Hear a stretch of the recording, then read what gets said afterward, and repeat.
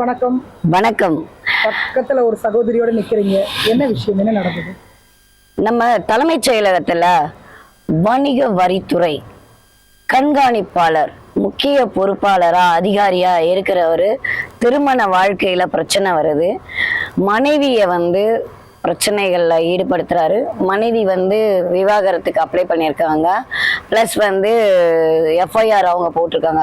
என்ன எஃப்ஐஆர்னு பார்த்தீங்கன்னா, வேற ஒரு பெண்ணோட அஃபர் இருக்கிறதா சொல்லி எஃப்ஐஆர் ஃபைல் பண்ணியிருக்காங்க. அதுல அன்னபூரணின்னு ஒரு பொண்ணை காட்டுறாங்க.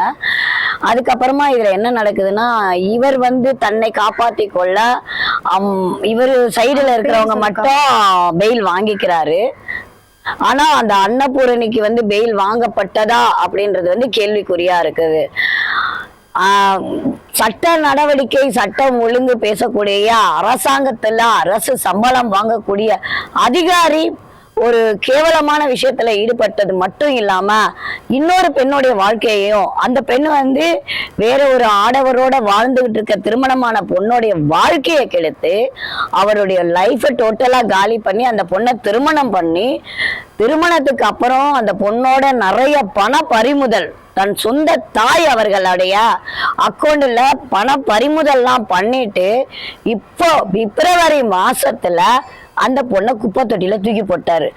அந்த பொண்ணு சாதாரணமா இல்ல, அவ ஒரு பேங்க்ல வேலை செய்யறா. அவ எல்லா டீட்டெயிலும் எடுத்தா ஒரு புக்லெட் ஒண்ணு வச்சிருக்கா.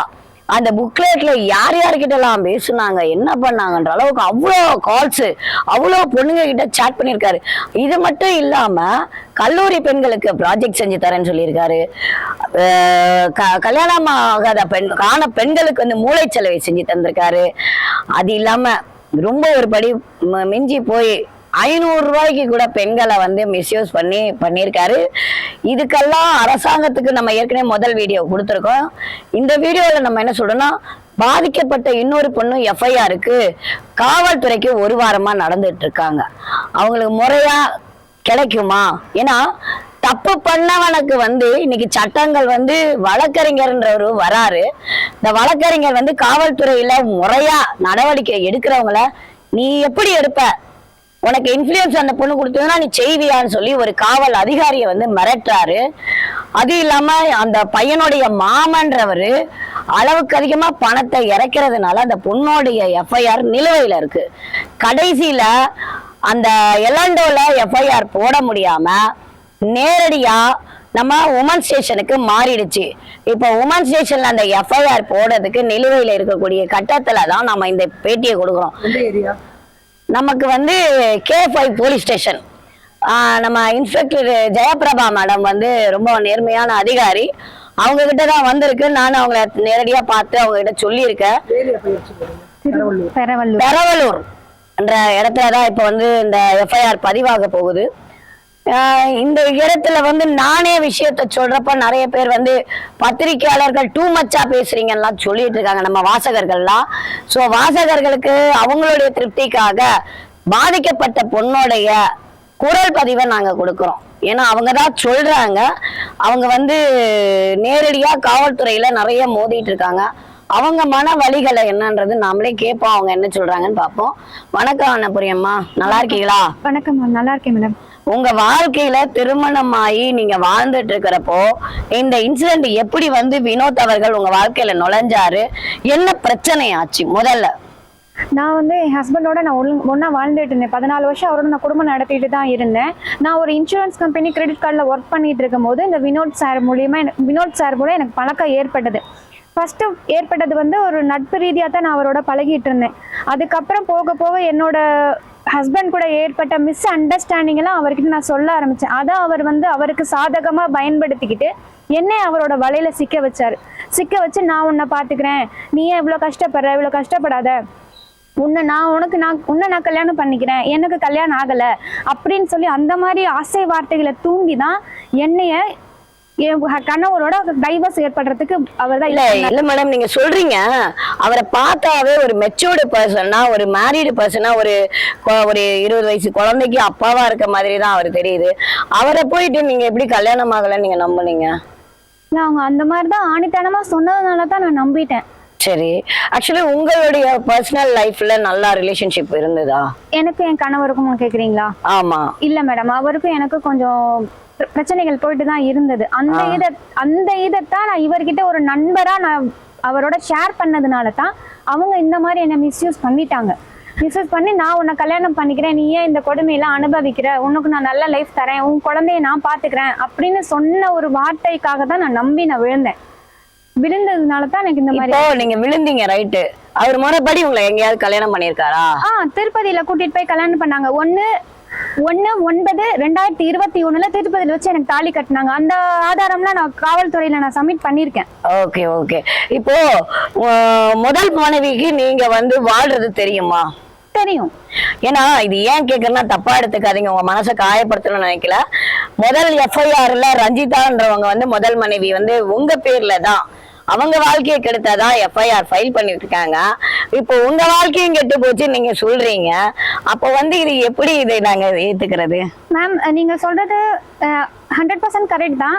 அவங்களோட லைஃப்ல நான் வந்திருக்கேன்றத அவங்க அதை பெருசா எடுத்துக்கிறாங்க. இப்போ அவங்களோட லைஃபை கெடுத்துட்டு தான் நான் இருக்கேன். இப்போ என்னோட லைஃபை கெடுத்துட்டு தான் இப்போ அவன் மத்த பொண்ணுங்கள்ட்ட போயிட்டு இருக்கான். நான் அவனை முழுசா நம்பினேன். நம்பிதான் 3 வருஷம் அவங்க கூட வாழ்க்கை நடத்த. அவர் திருமணம் ஆனவர்னு உங்களுக்கு தெரிஞ்சே பழகுனீங்களா? தெரியாம பழகுனது. அதுக்கப்புறம் எனக்கு தெரிய வந்தது. அப்ப தெரிய வந்தப்போ நீங்க அந்த பொண்ணு கூட, ரஞ்சிதா கூட பேசிருக்கீங்களா? நான் பேசுனது இல்லை. ஏன்னா அந்த பொண்ணோட லைஃபை நான் ஸ்பாயில் பண்ணிட்டேன்னு அந்த பொண்ணு கோவமா தானே என் மேல இருக்கும். எந்த ஒரு பொண்ணுக்குமே அந்த கோவம் இருக்கத்தான் செய்யும். அதனால அந்த பொண்ணு நானும் ரஞ்சிதா போன் பண்ணி பேசினேன். அவங்க எங்க 2 பேர் பொண்ணுங்களுடைய வாழ்க்கையையும் நாசம் பண்ணிட்டாரு, அவர் ஒரு அரசு துறை அதிகாரியில வச்சுக்கிட்டு எல்லாரும் பொண்ணுங்களுடைய வாழ்க்கையை நாசம் பண்றாரு சொல்றாங்க. இப்பதான் அந்த பொண்ணுக்கு எல்லாமே தெரிய வருது. அவர் எப்படியாப்பட்டவரு, எத்தனை பொண்ணுங்களோட வாழ்க்கையை கெடுத்து இருக்காரு அப்படின்றது அந்த பொண்ணுக்கு இப்ப தெரிய வந்து இப்ப என்கிட்ட அந்த பொண்ணு பேச முயற்சிக்கிறாங்க. நீங்க பேசியிருக்கீங்களா? நான் பேசினது கிடையாது. இப்போ நீங்க ஒரு விஷயம் சொன்னீங்க, இந்த கல்லூரி பொண்ணுங்கள்லாம் நீங்க ஒரு சில மெசேஜ் எல்லாம் அனுப்புனீங்க. இதெல்லாம் நீங்க எப்படி இத பண்ணீங்க, எப்படி சேகரிச்சீங்க? நான் அவரோட கால் லிஸ்டை நான் எடுத்துட்டேன். நான் கொஞ்சம் இன்ஃபுளுன்ஸை வச்சு நான் அவரோட கால் லிஸ்டை அதுல இருந்து அவர் லாஸ்டா யாருக்கெல்லாம் பேசியிருக்காங்க, அதிகபட்சமா யாருக்கு பேசியிருக்காங்க என்னன்றதை பார்க்கும் போது அந்த 10 பொண்ணுங்களோட நம்பர் எனக்கு கிடைச்சது. அதை நான் என்னோட பிரதர் மூலியமா, நீ என்னோட அண்ணனா பேச, என் தம்பியா பேச, அந்த பொண்ணுங்கள்ட்ட எதுக்கு அவரோட பேசுனாங்க என்னன்னு பேசன்னு நாங்க லைட்டா தான் ஆரம்பிச்சோம். ஆனா அது தொடர்ச்சியா 10 பொண்ணு, நான் சும்மா எடுத்ததுக்கே 10 பொண்ணுங்க மாட்டிட்டாங்க. ஆமா, நான் பார்த்தேன் உங்க பண்டலே நல்ல ஒரு பெரிய பண்டலா இருக்கு. ஒரே நிமிஷம். மனைவி கிட்ட நீங்க பேசிருக்கீங்களா? அவங்களுக்கு நீங்க வாழ்ற வாழ்க்கை எல்லாம் எல்லாமே தெரியுமா? நான் பேசினது கிடையாது மேம். ஆனா அவங்களுக்கு தெரியும், நான் இவர் கூட வாழ்றது தெரியும். எப்படி அந்த FIR வச்சு சொல்றீங்களா? FIR வச்சு சொல்லல, அவங்களுக்கு எப்படியே எங்க போட்டோ போயிடுச்சு. சரி, FIRல நீங்க என்ன பண்ணீங்கன்னு உங்க பேரை மட்டும் அவங்க அழுத்தமா கொடுத்திருக்காங்களே. எல்லாம் அவங்களோட லைஃப்ல நான் வந்துட்டேன் அப்படின்றதுனால தான் அவங்க ஸ்ட்ராங்கா கொடுத்திருக்காங்க, வேற ஒண்ணும் இல்ல. சரி, தப்பா எடுத்துக்காதீங்க. நீங்க ஒரு படிச்ச பொண்ணு, வாழ்க்கையில எவ்வளவோ பார்த்திருக்கீங்க, ஒரு பேங்க் அதிகாரியா இருக்கீங்க. நீங்க இப்படி ஒரு விஷயத்துல விழுந்ததை எப்படி நம்ம ஏத்துக்க முடியும்? நீங்க சொல்றது கரெக்ட் தான். ஆனா என்னோட சிச்சுவேஷன்ல எனக்கு ஒரு அந்த அன்புன்றது ஒண்ணு தேவைப்பட்டுச்சு. அந்த அன்பை இவன் எனக்கு கொடுத்தான். லைஃப் லாங் நான் உன்னை பாத்துக்கிறேன் அப்படின்னு சொல்லி எங்க வீட்டுக்கும் தெரியும், அவங்க வீட்டுக்கும் தெரிஞ்சுதான் நான் அவனை, என்னோட ஹஸ்பண்டை டிவோர்ஸ் பண்ணிட்டு இவனை நான் மேரேஜ் பண்ணிக்க ஒத்துக்கிட்டதே. டிவோர்ஸ் ஆயிடுச்சா? டிவோர்ஸ் பண்றதுக்கு. Okay okay. இப்ப மேரீடு இது இல்லீகல் கான்டக்ட் தானே வரும். ஏன்னா யார் கூட வேணாலும் வாழலான்ற அந்த கணக்குல தான் வரும். ஏன்னா அவ்வளவு சீக்கிரத்துல FIR கிடைக்காது. பிகாஸ் என்னன்னா, முதல் மனைவி போட்டதுக்கு இன்ன வரைக்கும் சார்ஜ் ஷீட்டே போடலன்றது அந்த அம்மா புலம்புறாங்க. இப்போ உங்களுக்கு இது இல்லீகல் தான். ஏன்னா அவருக்கும் மேரீடு பர்சன், நீங்களும் மேரீடு பர்சனு, நீங்களும் டிவோர்ஸ் வாங்கலாம், அவரும் டிவோர்ஸ் வாங்கலாம். நீங்க சொல்ற ஒரு குற்றச்சாட்டுல அவர் டிவோர்ஸ் வாங்காம உங்களை கல்யாணம் பண்ணது தப்பு தான். ஆனா உங்களுக்கு நிக்குமா? FIR ஆகுமா? FIR பண்ணணும் மேடம். அவன் என்னோட போனா பரவாயில்ல இல்ல மேடம். நான் என்னோட போயிருந்தா கூட நான் பேசாம சரி போ, நீ நான் இருந்துட்டு போ, ஒண்ணு உன் ஒய்ஃப் கிட்ட போ, இருந்துட்டு போ அப்படின்னு சொல்லி நான் பேசாம இருந்திருப்பேன். என்னோட இல்லாம அடுத்தடுத்து அவனோட கால் லிஸ்ட் எடுத்து பார்க்கும் போதுதான் தெரியுது அவன் 10 பொண்ணுங்கள்ட்ட போயிருக்கான்றது.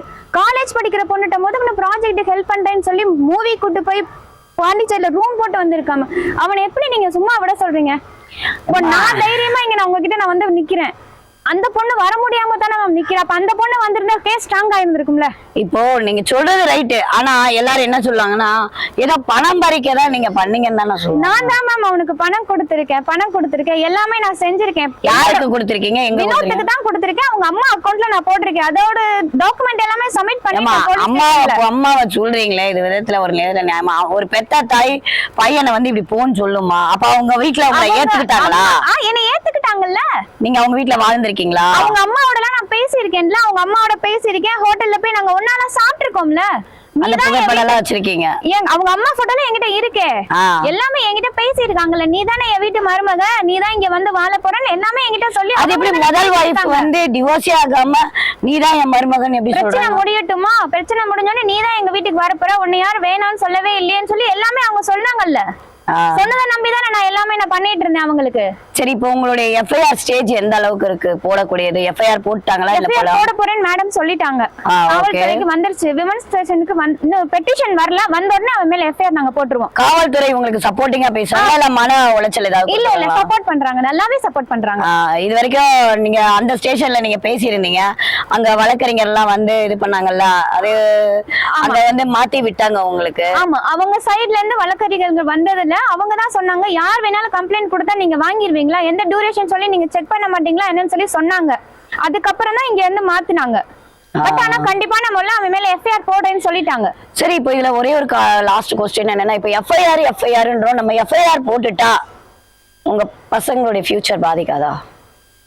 மேம், அவன் தப்பு பண்ணக்கூடாது. என்னோட மெயின் குறிக்கோள் வந்து எந்த பொண்ணையும் அவன் ஏமாத்த கூடாது. அது வந்து அவங்க வைஃப் சொன்னாதானே அது லீகலாவே நிக்கும். அவள சொல்லிருக்கா. இல்ல, அது சொல்லிருக்காங்கதான். 2 பொண்ணுங்களுடைய வாழ்க்கையை சீரழிச்சாருன்னு அவங்களே முதல் வைஃபே ஸ்டேட்மெண்ட் கொடுத்திருக்காங்கதான். பட் ஆனா உங்களுக்காக அவங்க வந்து ஃபைட் பண்ண நிப்பாங்களா? வருவா, நான் பேசினா அவ வருவா கண்டிப்பா. சரி, இப்ப வரைக்கும் நான் அவகிட்ட நான் பேசல. ஆனா நான் பேசுறேன்னு சொல்லிதான் அந்த வினோத் திருச்சி சொல்லிக்கிட்டு இருக்கான். நான் பேசினா கண்டிப்பா அவ வருவா. கண்டிப்பா. ஒரு 2 பெண்களுடைய வாழ்க்கை வந்து ரொம்ப பெரிய அளவுல பாதிக்கப்பட்டிருக்கு மக்களே. அந்த 2 பெண்களுமே வந்து பாத்தீங்கன்னா அரசு அதிகாரின்ற ஒரு ஆணவத்தின் உச்சத்துலதான் பெண்களுடைய லைஃபை கெடுக்கிறாருன்னு சொல்லிட்டு இருக்காங்க. முக்கியமா ஒரு விஷயம் நம்ம கவனிக்கணும், என்ன அப்படின்னா, அரசாங்க வேலை அப்படின்றது திருட்டு, பொய் சொல்றது, பிறர் மனைவியை தன் மனைவியை ஆக்கக்கூடிய விஷயங்கள்லாம் செஞ்சா ஒழுங்கு நடவடிக்கை ஒழுக்கம்ன்றத வந்து இருக்குன்றது நம்ம சட்டத்துல இருக்கு. அது எல்லாருக்குமே உரியதுன்னு சொல்லிட்டு இருக்காங்க. அப்படி உண்மையிலேயே நம்ம ஆட்சியில இருக்குது உண்மையா இருந்தா சட்டப்படி வினோத் அவர்கள் மீது நடவடிக்கை பாயுமா, அவருக்கு என்ன நடக்குதுன்றது எஃப்ஐஆருக்கு அப்புறம் நம்ம அடுத்த விஷயத்துல சந்திப்போம். என்னைக்குமே வாசகர்களுடைய கேள்விகளுக்கு கயல்விழி ரொம்ப கடமைப்பட்டு பதில் சொல்லுவேன்.